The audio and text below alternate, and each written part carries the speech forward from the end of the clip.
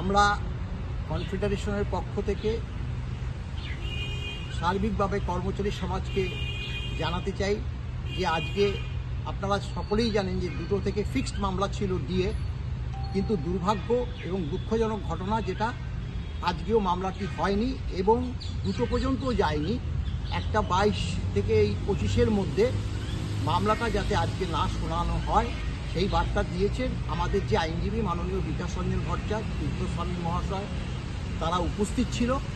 আপনাদের কাছে কি আজকে বার্তা মহামান্য সর্বোচ্চ আদালত রেখেছে সেটা পরিবেশন করছে।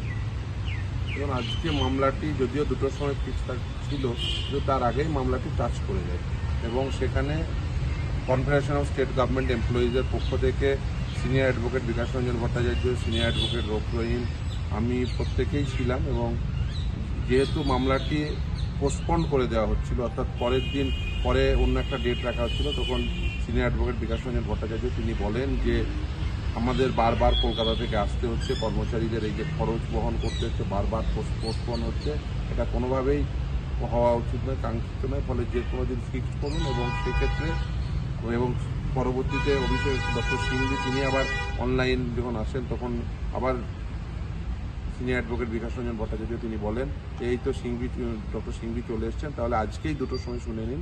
কিন্তু যাই হোক, কোর্টের কোনো অসুবিধা সম্ভবত ছিল, যেটাই হোক না কেন আদালত আগামী শুক্রবার মামলাটি ফিক্সড করেছেন এবং সেদিন আর কোনো অ্যাডজার্নমেন্ট হবে না।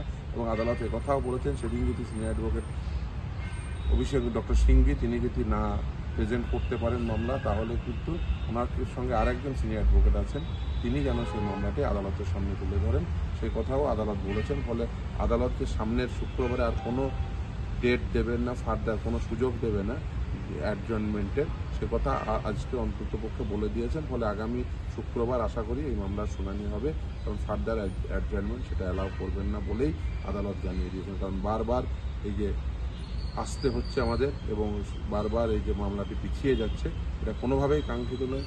এবং অন্যান্য পক্ষের আইনজীবীরাও তারাও ছিলেন।